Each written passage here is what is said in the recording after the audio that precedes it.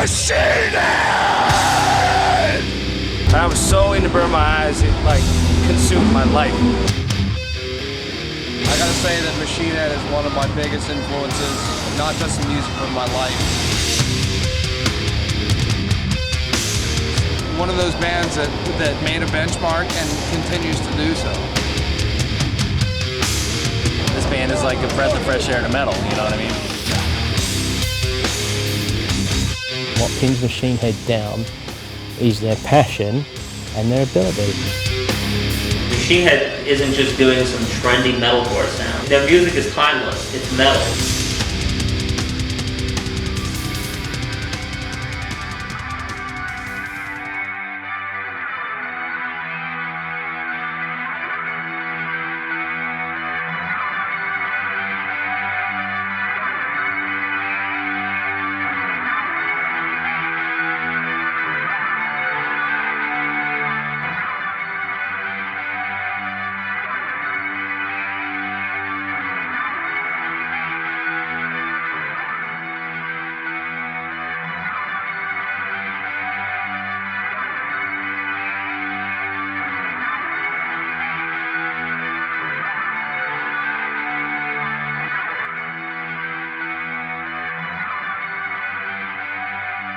In January 2002, we had kind of gotten to a point where we were pretty unhappy with Roadrunner, and I think the feeling was mutual. We had decided that we were going to go separate ways. You know, the whole 9/11 thing didn't help very much. We had this big radio campaign planned for Crashing Around You, and then of course, the world came crashing around us here in New York, and that kind of changed that plan. It also fucked up the tour that they were going to do at that time, and it really kind of just ground the momentum on Supercharger to a halt. Pretty much we severed ties with the only record company we'd ever been with, and almost starting from scratch again. When we were parting ways with Roadrunner, it was exciting because all these different labels had told us that, you know, as soon as you get off Roadrunner, we're going to be able to, you know, we'll be sending you over some contracts. We'll start negotiating with you right away and everything. And at the time, there was a lot of labels that were courting us and making us feel like as soon as we got off the label, you know, we had a home and we could just pretty much walk right into a situation like that. Within a couple months, Aru started kind of not feeling like he was into the direction everyone else was heading as well, so the band and Aru parted ways. It was apparent pretty early on after we finished Supercharger that he wasn't going to be around for any more of the writing, or, well, he just didn't want to be in this band. He wasn't really enjoying playing songs like Bulldozer or Davidian or any of the heavier stuff, and he wanted to take the band in a more melodic direction. When he told me that, it was just a weird, I just remember being like, God damn, not again, you know, another member change, and what are we gonna, you know, we always said, like, if another member change is just gonna kill the band. And I kind of lived with that feeling for a few days, and finally just realized, I was just thinking, like, what's the worst thing that's going to happen, you know? Like, the three of us, to me, is like the firm nucleus of Machine Head.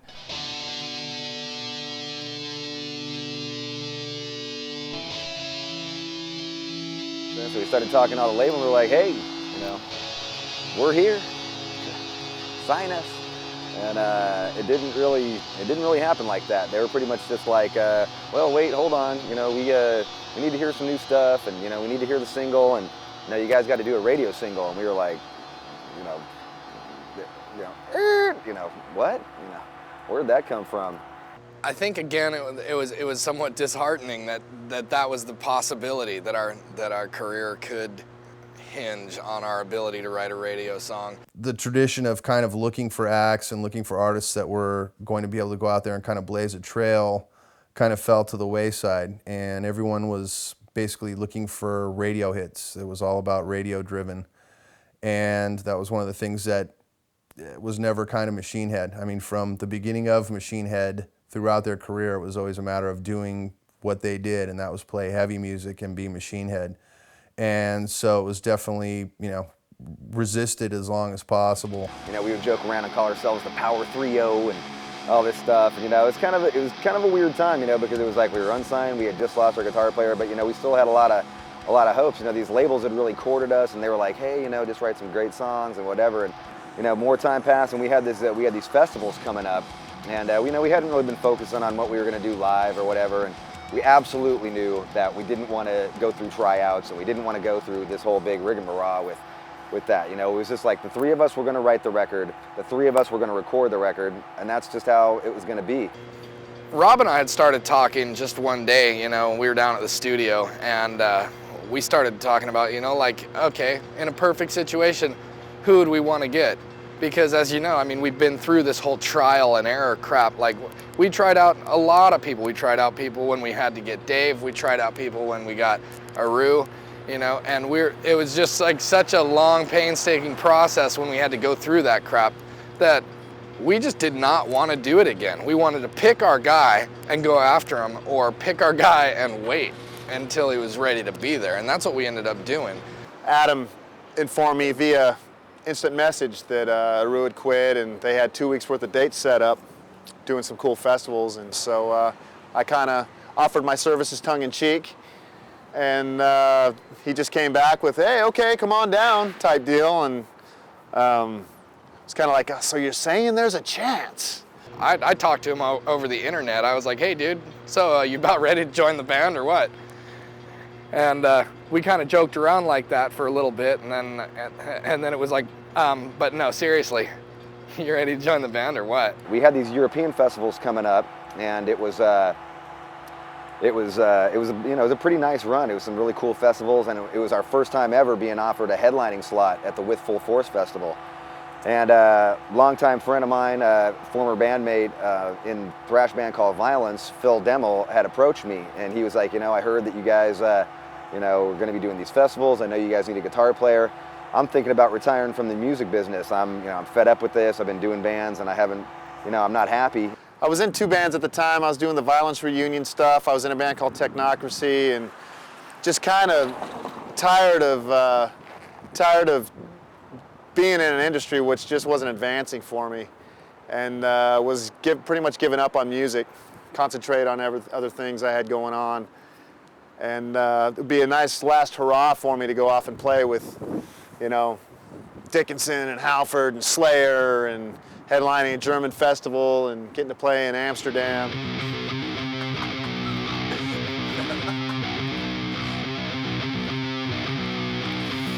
Oh my God. Even just like early on, from the first couple of shows, it was just like, wow, this is rad. You know, this is super fucking cool. And you know, we ended the run, and it was a trip, you know, because it was like, you know, I think we all kind of felt like we had a band member, but like we didn't. We had this one more show we got offered to us in San Francisco, and it was a show called Vultures Row, I think, and it was on Treasure Island.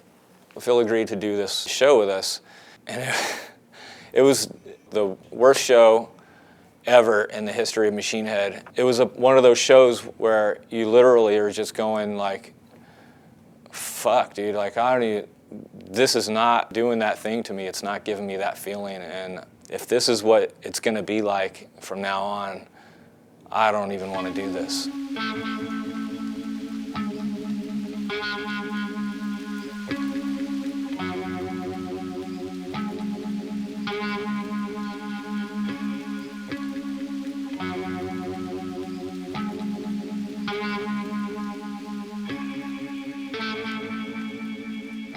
That, you know, we said our goodbyes and kind of left the door open for him, like, you know, if you ever change your mind, whatever, you know. But he was like, look, I just gotta do this, and I got, you know, stuff I need to do and other things I'm gonna concentrate on, and thanks for the killer times. So we went back into writing mode as a 3-piece and started writing more songs, and you know, we had a pretty good chunk of songs that we were working on. You know, a lot of the stuff that ended up being on Through the Ashes came out of this time period when we were just writing as a 3-piece. We got to a point as we talked to more and more labels that basically everybody was after that radio single, and in fact, a lot of them were after more than just one radio single. And they were like, well, you know, we're not even going to enter into talks with you if you don't write a radio single. And we were like, oh, okay. And, you know, it's kind of like a shock.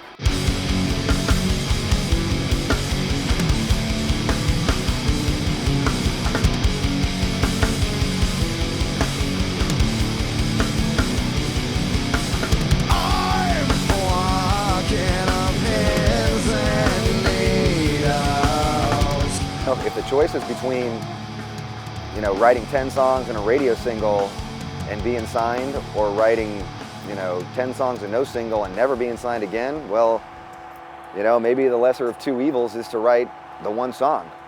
We tried our hand at writing another radio single, and you know, it was something that we weren't really happy about doing. You know, we had to record this. They wanted an EPK. All these labels wanted an electronic press kit to like have us talking, and we had to sit in front of a camera and try and sell ourselves, which was something that we never did before. We're just sitting there and trying to say things that's going to get a label interested. And I mean, we had to sit there and watch this crap back later, and it was just like, oh my God, what is this? What do we got to do here? This is fucking terrible.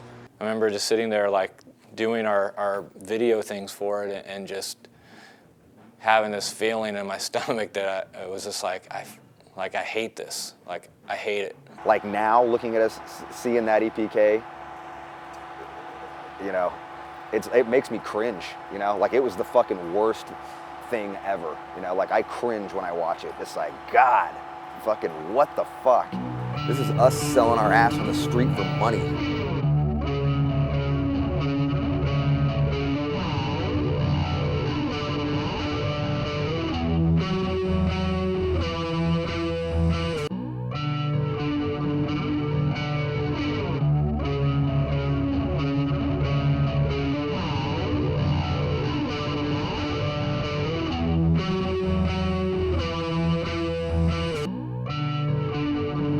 As soon as they got those songs and as soon as they saw that EPK, bam, there was no contact.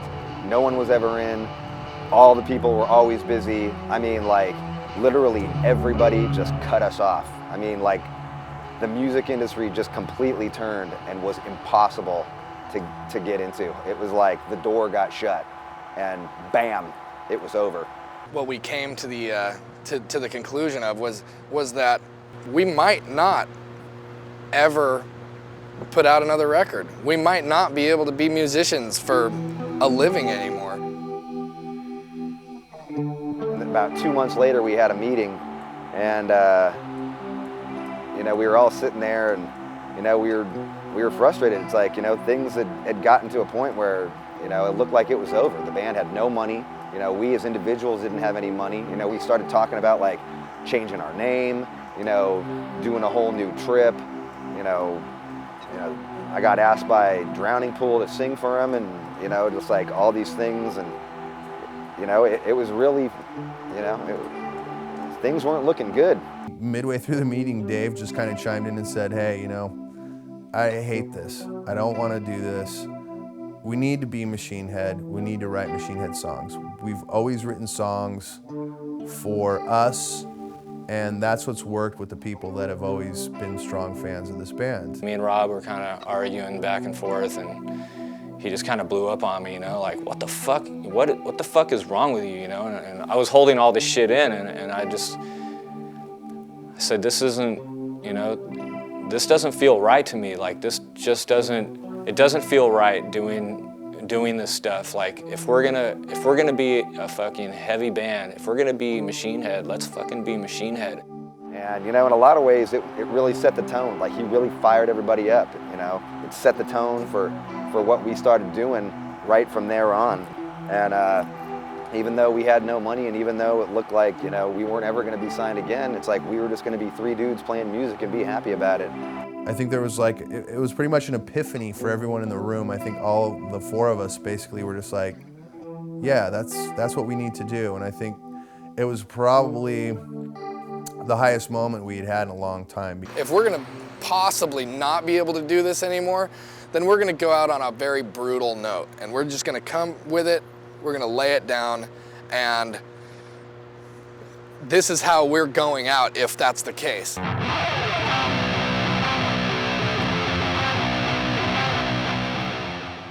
Right around that time, Phil had come back to us, and Phil was just like, look, you know, this is something that, you know, my heart's into it. I really want to do it. You know, this is something I fully believe in. You know, I've missed playing music so much in this last 9 months, and I miss jamming with you guys, and you know, this is what I want to do. Things cleared up in my life, and got into the band, wheeled my gear back. And he was at a point where he was like, I'm not going to quit playing music. This is what I want to do, and I want to do this with you guys. Pretty much right then and there, it was like, that was it. We're not trying out anybody. This is the guy, you know, we know it. We got him in, brought him in as a full-time member. And it was awesome, you know, it was, because we'd already played with Phil, and we had this killer chemistry that doesn't come around that often. And we started fucking around with, you know, his riffs, and he started bringing stuff to the table, and, you know, I mean, the music we were making was just like on fire. We were just like, whoa. And around that same time, right after that, Roadrunner International came back and, you know, kind of out of the blue made us an offer. We started talking with them at the time. The dialogue was opened up once more, and it was decided that we would try and basically re-sign Machine Head for Europe. We had continuing dialogues with Roadrunner International. Europe has obviously always been a stronghold for the band, and the relationship with the label, even though, you know, we were no longer on Roadrunner, we went over and did some shows, and the support we got from them was across the board really impressive. I mean, we knew that they were still feeling what we were doing. So we signed this international deal with Roadrunner, and that was, like, to us was killer, man. It was like being back on a label that we really wanted to be on, a label that knew us and understood us. We ended up signing with Roadrunner International like 2 days before, like 2 days before we're like going in to record Through the Ashes of Empires. Like, we actually booked studio time, and we're actually touring the studio, which none of us had ever seen. We're touring the studio, and like, you know, hey, Mark, why don't you go, you know, into the bathroom? We're gonna go check out the room, and we're actually like secretly going into like the drum room to like sign the contracts and not let this guy know that we're like unsigned up until this point, and you know how we're gonna pay him.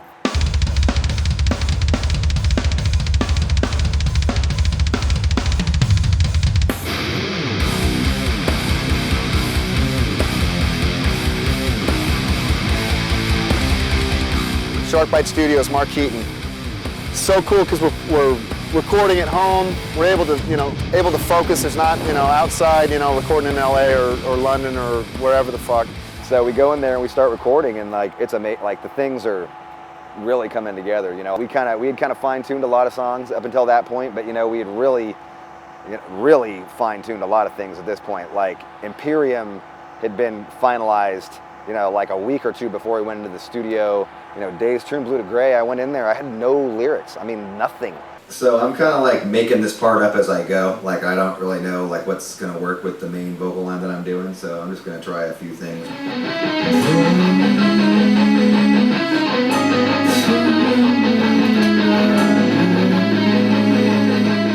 You know, Rob still, remember him sitting in his car, you know, AC going, sitting in the passenger seat, writing lyrics. Imperium, same thing. Like, Imperium had 0 lyrics.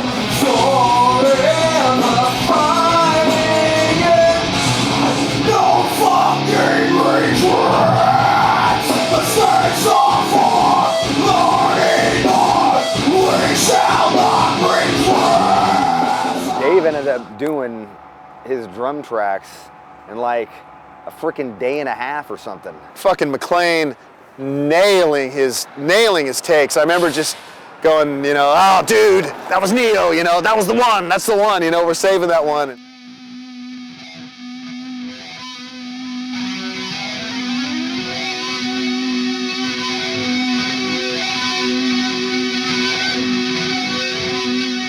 You know, it was a pretty big blow. We knew that, you know, we weren't going to have a simultaneous release at that point, which, you know, we knew we were going to get signed eventually, but to not have the record come out, and, you know, we pretty much had a, you know, we got some diehard fans, and we knew that they were going to go out and buy the import and not wait for the record to come out 4 or 5 months later.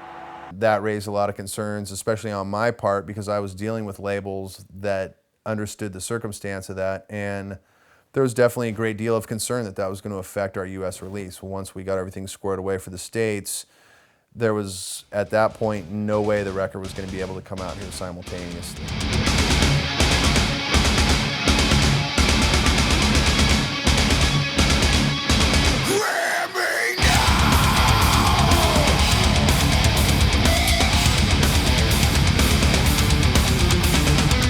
we knew that we had a really kick-ass record when we wrote this, when we recorded it. We were like, wow, this is some really killer stuff. We didn't really think that it was going to be as widely accepted as it was.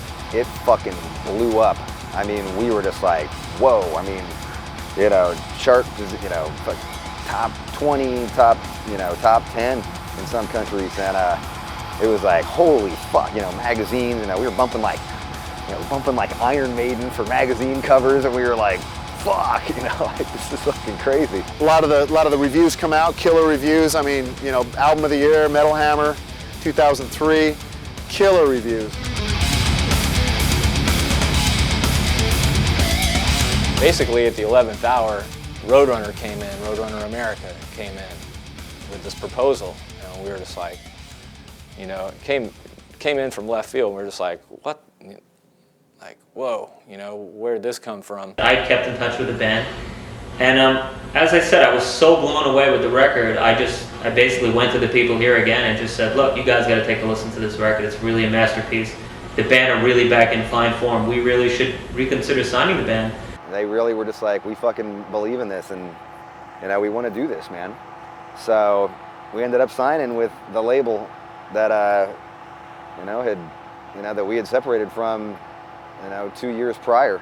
Actually, Machine Head's probably the only band in the history of Roadrunner that was released from their agreement with Roadrunner and then re-signed to Roadrunner. So it was an interesting set of circumstances.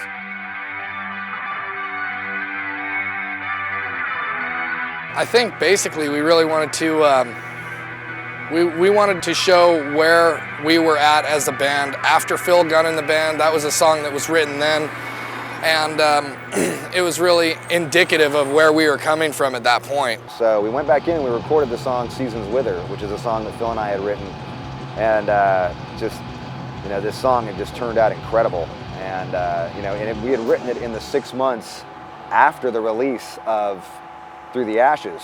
We put it on the record and it really fit on the record, so we ended up inserting it into the sequence of the record, like not adding it as a bonus track, like here's this extra song, but you know, like into the sequence, like this is now a part of the American release. To this day, off that album, it's my favorite song on the album. It just kind of represents, you know, it's the last song we wrote, so it's obviously where the band is close to being writing-wise. More than trying to sell records, it was more of like, this is probably really close along the lines of what you're gonna get out of the next Machine Head record.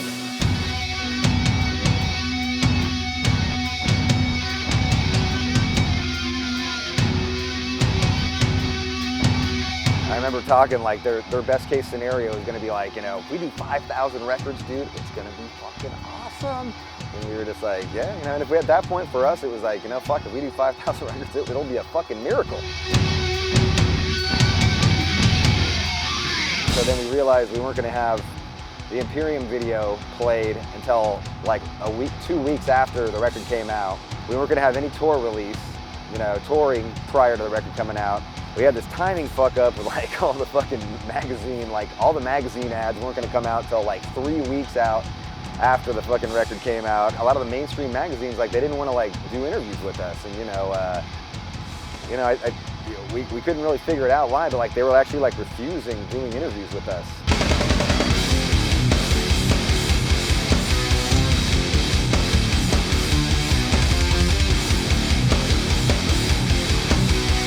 It just blew us away. It was like 80 something on the Billboard charts. Everybody at Roadrunner America was just like, this is not supposed to happen. Like, you guys, you're not supposed to sell this many albums.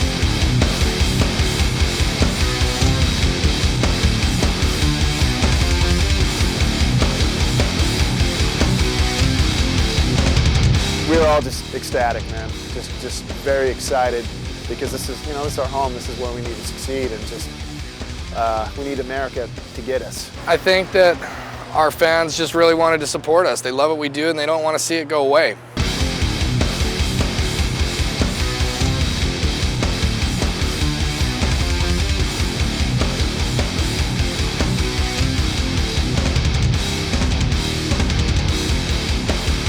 If it wasn't for our fucking fans, you know, standing by us and going out there and supporting us and carrying us on their shoulders when we were fucking down, and, you know, talking to us on the street and just being like, man, you can't fucking stop.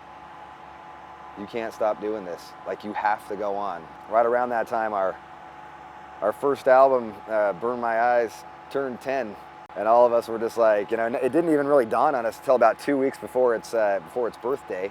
And, you know, we started talking, we were like, you know what, man, we should do something special for the actual anniversary.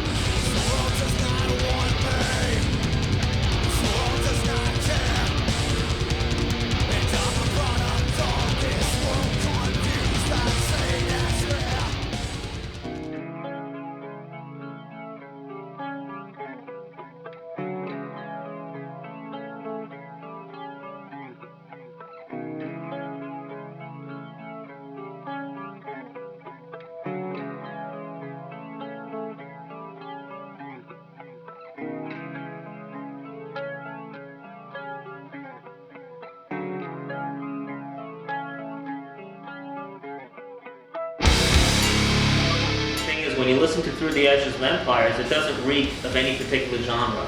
It doesn't sound like a thrash record. It doesn't sound like a new metal record. It doesn't sound like a metalcore record. It just sounds like metal, period. And that's why I say it's timeless. I remember putting that on and just being like, holy shit, when I heard Imperium the first time.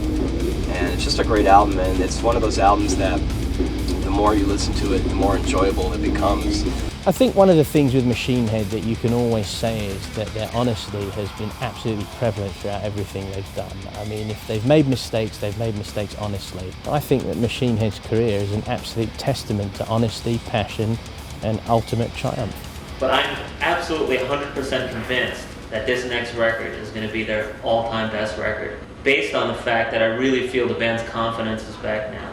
You know, now that they've proved to the world that they still have it, that they can make an amazing record, that they can make a metal record that blows away 99% of the other metal records out there. You know, if they made Through the Ashes when their confidence was at a low, could you imagine what they're going to do on this current record when the confidence is back at an all-time high?